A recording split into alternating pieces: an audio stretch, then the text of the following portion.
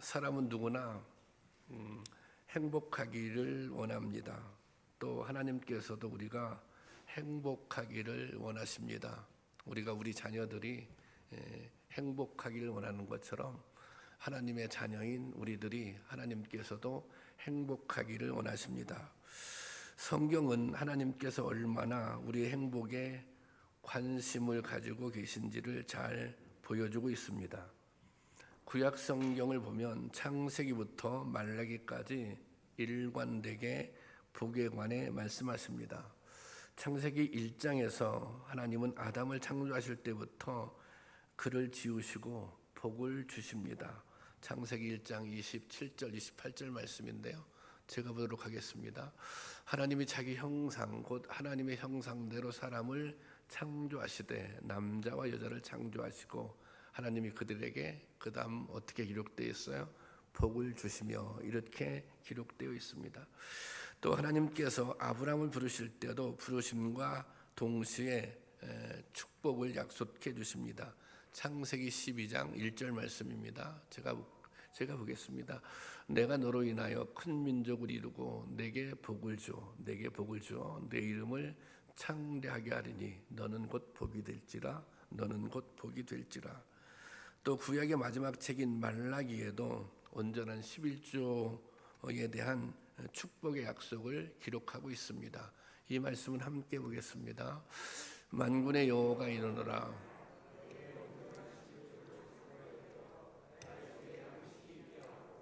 그것으로 나를 시험하여 내가 하늘문을 열고 너희에게 복 없도록 아니하는지 보라.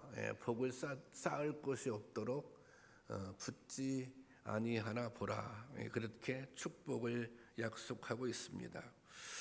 그런데 하나님께서 우리에게 복 주시기를 원하셔도 모든 사람들이 다 복을 받아 누리는 것은 아닙니다. 성경에 보면 복을 받은 사람도 있지만 또 복을 받지 못한 사람들도 무수하게 등장합니다. 그렇다면 어떻게 하면 하나님이 주시는 복을 받아 누릴 수 있겠습니까? 오늘 본문에는 자신뿐 아니라 온 나라에 복이 임하게 했던 한 사람이 등장합니다. 바로 오벳 에돔입니다. 그는 블레셋 가드 출신의 이방 사람으로 뜻밖의 하나님의 법궤를 집에 들이게 됩니다. 그런데 이 뜻밖의 사건이 큰 축복으로 이어진 것입니다. 우리가 다 하나님께로부터 오는, 하나님은 복 주시기를 원하시는 분인데 다 복을 받기를 원하는데, 여러분 복을 받기를 원하신다면 오늘 말씀을 잘 들으시기를 바랍니다. 본문에는 오벳 에돔에 앞서 다윗이 등장합니다. 다윗은 왕이 된 후 무엇보다 하나님의 법궤를 옮기는 일에 관심을 가졌습니다. 이 법궤는 언약궤라고도 하는데요, 하나님의 임재를 상징하는 거룩한 물건입니다. 원래 법궤는 아론의 쌍난 지팡이 그리고 만나를 항아리에 넣어서 성막의 지성소에 보관했습니다. 이 성막은 당시 출애굽 당시에 지어졌던 이동하는 성전입니다. 그런데 다윗 당시 법궤는 성막의 지성소가 아니라 기럇 여아림 그리고 이 아비나담의 기럇 여아림이라는 곳의 아비나담의 집에 보관되어 있었습니다. 이 법궤가 이 성소가 아니라 엉뚱한 곳에 보관되게 된 것이죠. 이렇게 엉뚱한 곳에 보관된 데는 여러 가지 과정이 있습니다.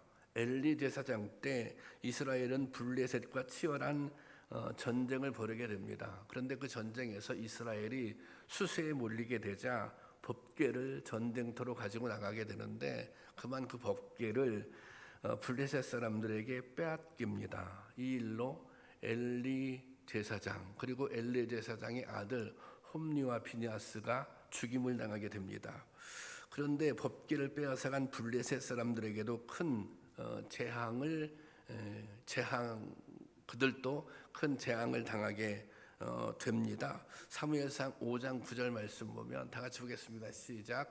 그것을 옮겨간 후에 여호와의 손이 심히 큰 환난을 그 성읍에 더하사 성읍 사람들의 작은 자와 큰 자 독한 종기가 나게 하신지라. 이 블레셋 사람들은 이제 법궤라고 하면 말만 들어도 벌벌 떨게 된 것입니다. 결국 블레셋 사람들은 7개월 만에 다시 이스라엘로 돌려보내기로 그렇게 결정을 합니다.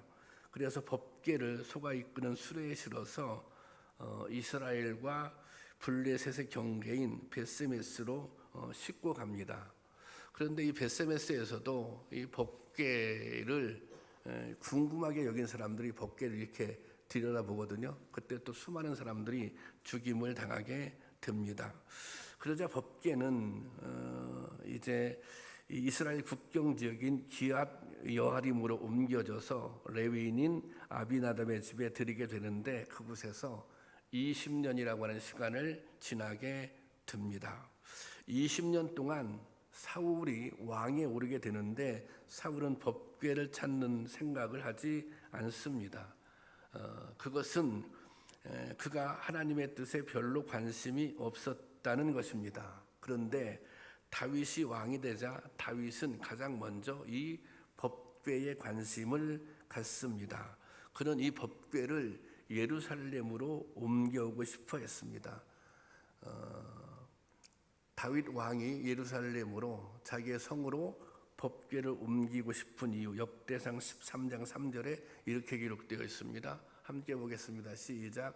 우리가 우리 하나님의 궤를 우리에게로 옮겨오자 사울 때에는 우리가 궤 앞에서 묻지 아니하였느니라 하매. 여기 보면 사울 때에는 우리가 궤 앞에서 묻지 아니하였느니라. 다른 말로 하면 하나님의 뜻에 하나님의 말씀에 관심이 없었다는 것입니다. 그런데 이제는 그렇게 하지 않겠다는 거예요. 다윗은 하나님의 뜻에 따라 나라를 다스리겠다고 하는 의지가 있었습니다. 그래서 이 다윗은 아주 정성을 다해 법궤를 옮길 준비를 합니다.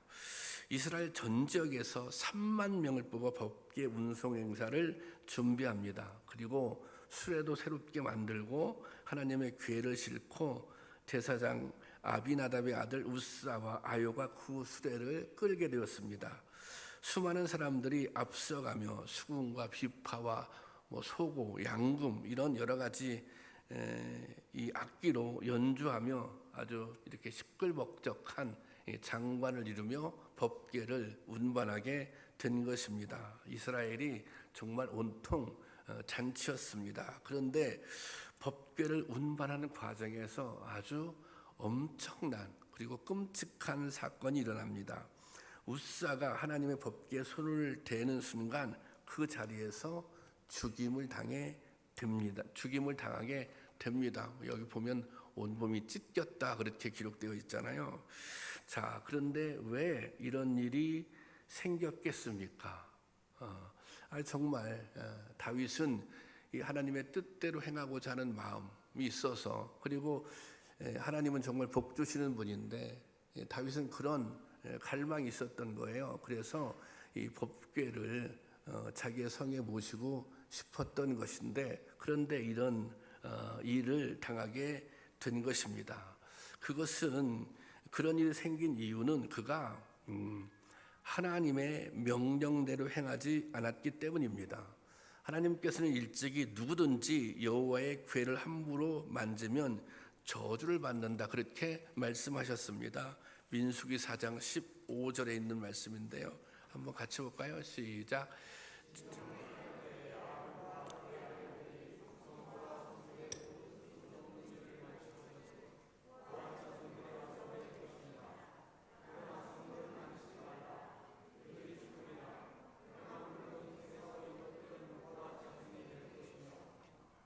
여기 진영을 떠날 때라고 하는 것은 이것이 이동용 성전이기 때문에 성막이 움직일 때는 고핫 자손이 매우 움직여야 한다는 거예요. 그리고 절대로 이 성물에 손을 대서는 안 되고, 성물에 손을 대면 죽게 된다는 것입니다. 다윗은 근데 이 명령을 간과했습니다.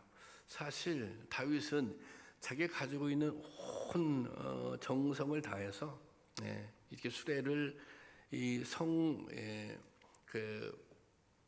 법궤를 옮기려고 했던 거예요. 그런데 그는 열심을 다했지만, 나름대로 최선을 다했지만, 그것은 하나님이 명령하신, 하나님이 원하시는 방식이 아니었던 것입니다.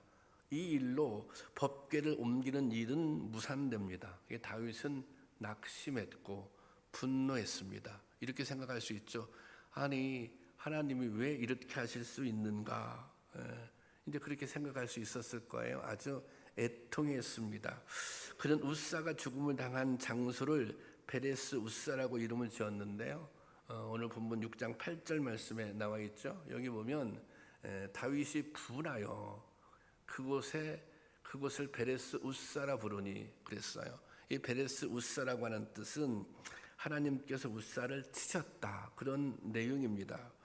생각해 보면 다윗의 낙심과 분노를 이해할 만합니다. 법궤를 왕궁으로 모시고자 하는 다윗의 동기는 사실은 전혀 잘못된 것이 아닙니다. 오히려 칭찬받을 만한 일입니다. 그러나 의도는 좋았지만, 목적도 훌륭했지만, 방법이, 과정이 옳지 않았던 것입니다. 그러니까 목적은 옳을지라도 그 과정에서 하나님의 뜻과 방법을 따르지 않았던 것입니다. 다윗은 왕으로서 이스라엘을 든든하게 세워야겠다는 강력한 의지가 있었습니다. 그리고 하나님을 경외하고 의지하려는 신앙도 있었습니다. 그는 하나님이 주시는 복도 받기를 원했습니다. 그런데 정작 가장 중요한 것, 정말 필요한 것을 놓치고 말았습니다. 그것은 하나님이 원하시는 것이 무엇인지 그것을 간과한 것입니다. 그것을 살펴보지 않은 것입니다. 이 다윗은 생각의 중심이, 그가 열심은 있었지만 또 동기도 좋았지만 그의 생각의 중심이 하나님이 아니라 자신에게 있었다는 것입니다. 이 일은 비록 동기는 좋을지라도 그 과정에서 하나님의 뜻을 제대로 지키지 않으면 복된 결과에 이르지 못한다는 것을 보여주고 있습니다. 그러니까 동기뿐만 아니라 그 일을 이루는 과정도 중요하다는 것입니다. 다윗은 하나님의 복을 갈망했지만 그 뜻을 이루지 못합니다. 여러분, 복이라고 하는 것은, 하나님이 복 주시는 분이신 것은 맞지만 우리가 사실은 다 복을 받고 싶잖아요. 내가 복을 원한다고 해서 다 얻을 수 있는 것은 아닙니다. 내가 어떤 동기 또 어떤 목적을 가지고 하나님의 뜻에 합당하게 살고 있는가, 그래야 복을 받고 누릴 수 있는 것입니다. 여러분, 하나님은 복 주시는 분이 분명합니다. 또 우리 또한 하나님이 주시는 복을 받기를 원합니다. 하지만 하나님보다 우리의 마음이 먼저 앞서서는 안 되는 것입니다. 그렇게 되면 하나님이 주시는 복은 우리의 욕망을 채우는 수단이 될 수도 있는 것입니다. 다윗이 열심히 준비했어요. 다윗은 왕이잖아요. 수많은 전쟁에서 이겼어요. 힘이 있었어요. 다윗은 무언가 이제 법궤를 옮기고 싶은 마음이, 하나님과 함께하고 싶은 마음도 있지만 그 과정에서 이 자기를 좀 드러내고 싶어하는, 내가 이렇게 열심히 하는데 내가 이렇게 모든 정성을 다하는데 뭔가 그런 자기를 과시하고 싶은 그런 마음이 앞설 수도 있었던 것입니다. 여러분, 신앙이라고 하는 것은, 믿음이라고 하는 것은 나 좋자고 나 하고 싶은 대로 하는 것이 아닙니다. 하나님의 뜻대로, 하나님이 기뻐하시는 대로 하나님의 합당하게 살아가는 것이, 그것이 믿음의 길인 것입니다.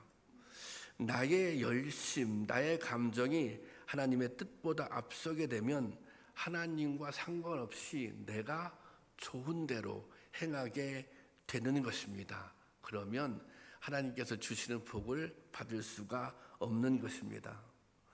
우리의 열심도 마찬가지입니다. 나의 열심이 하나님의 뜻과 방법보다 앞서서는 안 되는 것입니다. 나의 인간적인 열정과 판단이 앞서면 하나님의 뜻을 온전히 이뤄낼 수 없는 것입니다. 여러분, 하나님이 하나님의 뜻을 헤아리고 하나님이 원하시는 대로 해야 하나님이 주시는 복을 받아 누릴 수 있습니다. 또 그것이 복받는 길이기도 하지만 그 과정에서 하나님의 역사도 이루어 가는 것입니다. 여러분, 우리가 하나님이 기뻐하시는 대로 하나님이 원하시는 대로 행하고 또 그렇게 목표도 세우고 또 그런 과정도 그렇게 행함으로 하나님께서 주시는 복을 받아 누릴 수 있기를 주님의 이름으로 축원합니다. 다윗은 우사의 죽음을 보고 두려움에 사로잡혀 법궤 옮기기를 포기합니다. 이게 그 마음을 다 상실한 거예요. 대신 법궤를 오벳 에돔의 집으로 옮기게 됩니다. 이 성경은 오벳 에돔을 가드 사람이라 그렇게 기록하고 있어요. 오벳 에돔은 에돔의 아들이란 뜻입니다. 가드는 블레셋에 속한 지역입니다. 이게 이런 의미가 있어요. 오벳 에돔 집으로 이제 법궤가 옮겨지잖아요. 근데 이 법궤는 이제는 두려움의 상징이에요. 법궤에 손을 대면 우사가 죽은 것을 이 오벳 에돔은 알고 있어요. 그리고 이 오벳 에돔은 블레셋 사람이잖아요. 그러니까 블레셋에서 이 법궤가 머물고 있을 때 어떤 엄청난 일들이 일어났는지 이 오벳 에돔은 잘 알고 있었던 거예요. 사실은 오벳 에돔은 법궤를 집으로 들이기가 싫었을 거예요. 이 성경에 기록이 다 나와 있지 않지만 이런 거예요. 이 법궤를 오벳 에돔이 생각할 때 법궤를 집에 모신다고 하는 것은 거의 이게 죽음을 의미하는 거예요. 그런데 이 오벳 에돔이 법궤를 집으로 들일 수밖에 없는 이유는 오벳 에돔은 이방인이잖아요. 그러니까 이 이스라엘 백성들 입장에서 볼 때는 함부로 해도 상관없는 사람이에요. 좀 죽어도 괜찮은 뭐 그렇게 표현해서는 안 되겠지만 뭐 그런 거예요. 그러니까 사실 오벳 에돔은 이 법궤를 억지로 마지못해서 그때 상황이 자기가 거부할 수 없는 어떤 불가항력적인 상황에 의해서 법궤를 집에 모시게 된 겁니다. 그러니까 이런 여러 가지 부담을 감수하고 법궤를 자신의 집에 드리는 것입니다. 아마도 원치 않았을 거예요. 그리고 석 달 동안 이 법궤를 모시게 됩니다. 그런데 이 오벳 에돔이 석 달 동안 법궤를 어떻게 모셨는가 그 내용은 성경에 나와 있지 않아요. 그런데 아주 결론적으로 오벳 에돔이 이 일로 인해서 큰 복이 임했다. 그렇게 기록되고 있습니다. 오늘 본문 14절 말씀입니다. 같이 보겠습니다. 시작. 하나님의 궤가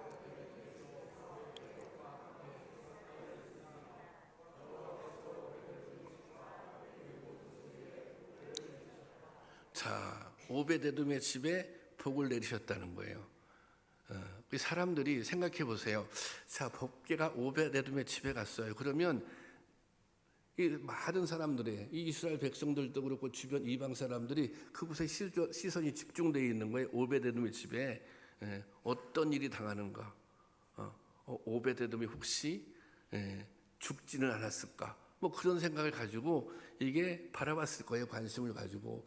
그런데 뜻밖의 이런 상황을. 근데 이게 이제 오벳 에돔이 집이 이게 이제 복을 받고 있는 이 복을 하는 일들이 하나둘 다 잘 되기 시작하는 거예요. 그래서 오벳 에돔의 받은 복이 얼마나 컸던지 사무엘하 6장 12절 말씀에 이렇게 기록되어 있습니다. 다 같이 보겠습니다. 시작. 어떤 사람이 다윗 왕에게 이르되 여호와께서 하나님의 궤로 말미암아 오벳 에돔의 집과 그의 모든 복을 주셨다 한지라.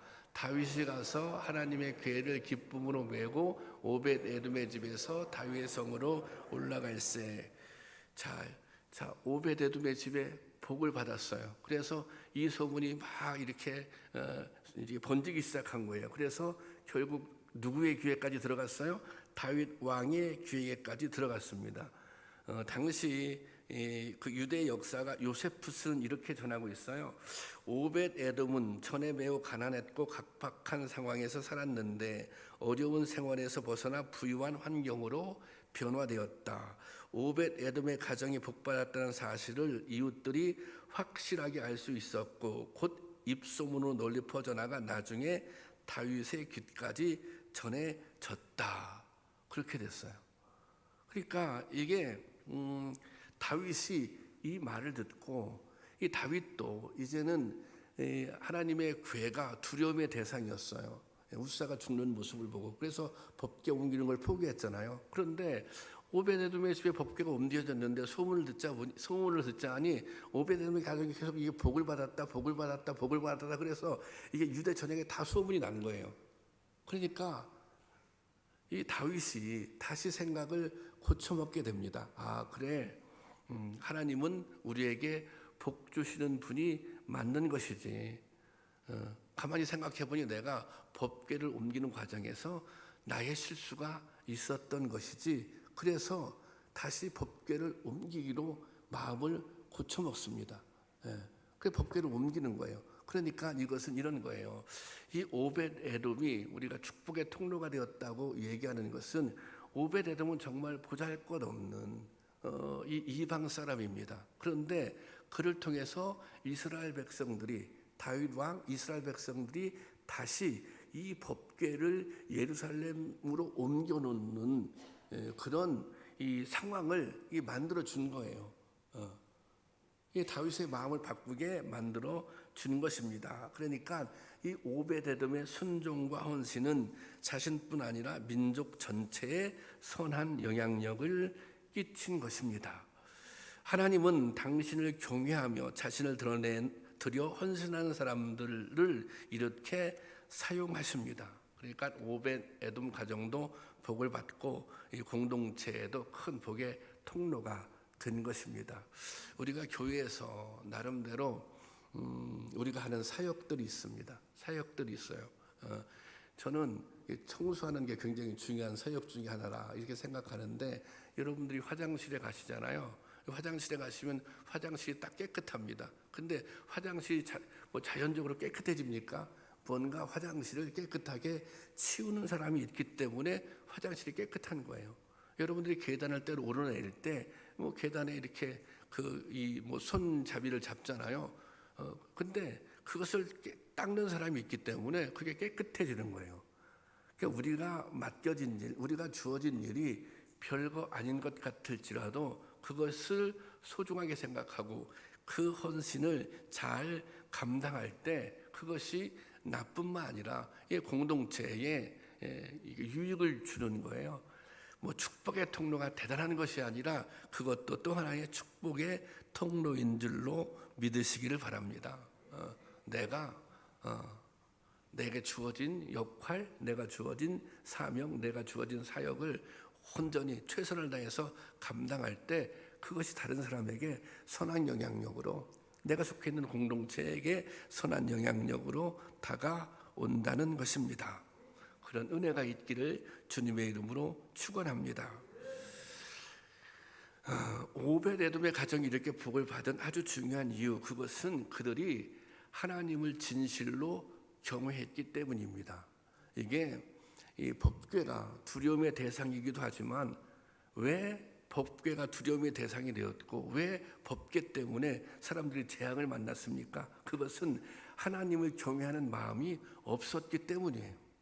하나님에 대한 두려움이 없었기 때문이에요. 그것이 이방 사람이든 이스라엘 백성이든 마찬가지였습니다. 이 오벳에돔이 복을 받게 된 것은 그는 하나님을 진실로 경외했기 때문입니다. 이 3개월 동안 오벳에돔이 법궤와 함께 지내잖아요. 아마 두 가지 마음이 있었을 거예요. 한 가지는 두려운 마음입니다. 여러분 하나님하고 집에서 같이 지내게 됐다고 생각해 보세요. 얼마나 조심스럽겠어요. 나쁜 생각, 나쁜 말 전혀 나쁜 생각을 품을 수도 없고 나쁜 말도 할 수 없을 거예요. 이게 우리가 사실 신앙이라고 하는 것은 하나님 앞에서 살아가는 것입니다. 이것을 코람데오라고 하잖아요. 내가 지금 하나님 앞에서 살고 있다.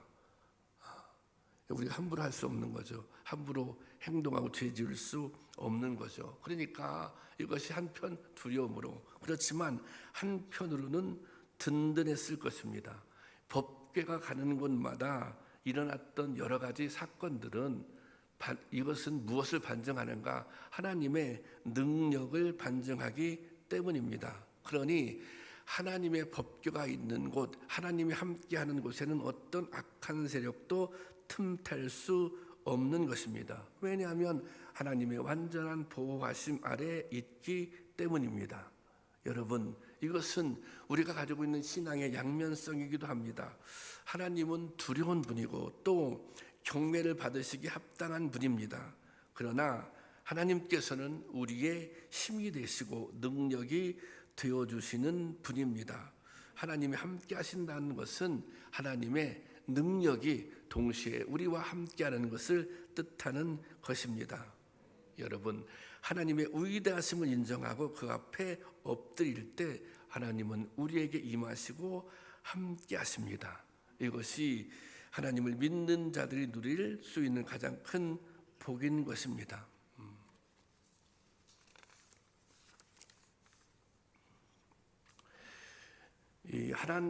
이 오벳에돔 가정에 어떠한 복이 임했는지 역대상 26장에 보면 그 내용이 구체적으로 기록되어 있습니다. 이 역대상 26장에 보면 성전 문지기를 담당했던 자손들이 쭉 열거되어 있는데요. 한번 볼까요?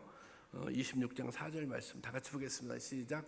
오벳에돔의 아들들은 맏아들 스마야와 둘째 아들 여호사밧과 셋째 요아와 넷째 사갈과 다섯째 느다엘과, 지금 오벳에돔의 온 가족과 자녀들이 하나님의 성전에서 하나님을 섬겼다는 것입니다. 아까도 말씀드렸지만 오벳에돔은 이방 출신입니다. 그런데 모든 자녀들이 하나님의 성전에서 직무를 감당했다는 것입니다. 이것은 레위인이라고 하는 것은 이스라엘 백성들에게 있어서 특별한 지위를 뜻하는데요. 그런 레위인의 반열에 서게 됐다는 것입니다. 그러니까 보잘것없는 이방인이 하나님의 성전을 섬기기 위해 특별히 구별된 거룩한 백성의 반열에 올라서게 됐다는 것입니다. 또 뿐만 아니라 역대상 26장에 보면 이 오벳에돔의 자녀들을 이렇게 평가하고 있습니다. 26장 8절 말씀입니다. 다 같이 보겠습니다. 시작. 이는 다 오벳에돔의 자손이라. 그들과 그들의 아들들과 그의 형제들은 다 능력이 있어 그 직무를 잘 아는 자이니 오벳에돔에게서 난 자가 60명이었더라. 이 한 절에 오벳에돔이 받은 복의 내용이 다, 그 가정이 받은 복이 다 나타나 있습니다. 수많은 자녀들을 허락하셨고 또 그들에게 놀라운 능력과 재능을 주셨습니다. 그들은 우수한 재능과 힘을 가졌고 그리고 그 일족이 번성하게 되었다는 것입니다. 그래서 이스라엘 공동체 안에 영향력 있는 그런 가정이 된 것입니다. 처음 오벳에돔이 집에 법궤를 모시게 되었을 때 이것을 축복이라고 생각한 사람은 없었을 것입니다. 오벳에돔조차 그렇게 생각했을 것입니다. 아니, 왜 나에게 이런 불행한 일이, 이런 엄청난 일이 생겼을까? 법궤를 집안에 드리는 것은 너무도 부담스럽고 두려운 일이었을 것입니다. 그런데 이것이 복을 받을 기회가 된 것입니다. 하나님은 어렵고 부담스럽지만 기꺼이 그 일을 맡아 최선을 다해 헌신한 오벳에돔에게 복을 주셨습니다.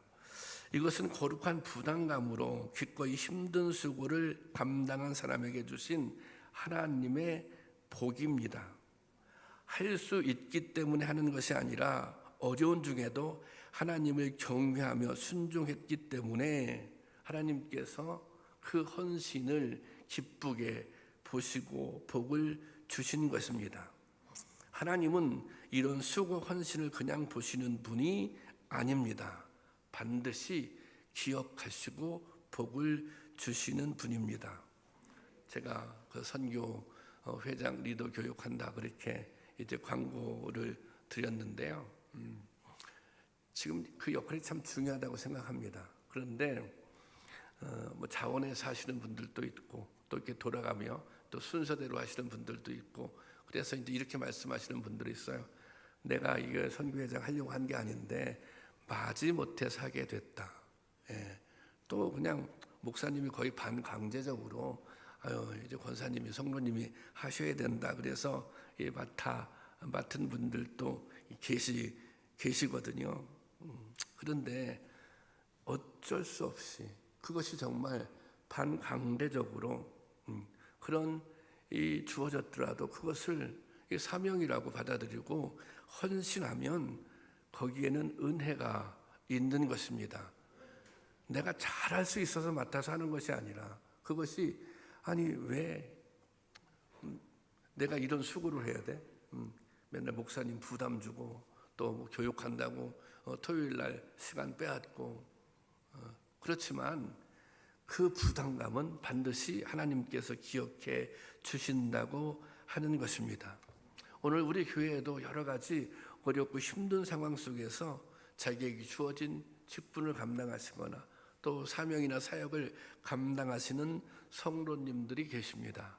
저는 주님께서 반드시 기억하실 것이다. 그리고 복도 주실 것이다. 그렇게 믿습니다. 그것이 내가 하기에 편하고 좋아서 기꺼운 마음으로 할 수도 있죠. 그렇지만 때로는 정말 부담이 되는데 정말 힘이 되는데 여러분 이제 그런 마음이 드신다면 오히려 그것이 기회다. 하나님께서 나에게 더 큰 복을 주실 기회이고 내가 이 일을 통해서 정말 내가 속해 있는 공동체의 축복의 통로가 될 수 있는 기회다. 그렇게 생각하시고 여러분에게 주어진 사명이나 사역을 잘 감당하실 수 있기를 주님의 이름으로 축원합니다. 여러분 하나님을 경외하며 하나님의 임재를 사모하는 삶을 살아보시길 바랍니다. 하나님이 우선인 삶을 한번 살아보시기를 바랍니다. 여러분에게 주어진 사명이 있다면 그 사명이 좀 부담스럽더라도 한번 최선을 다해서 감당해 보시기 바랍니다. 그리하면 오베데돔에게 임했던 그런 축복이 여러분 가정에도 임할 줄로 믿습니다.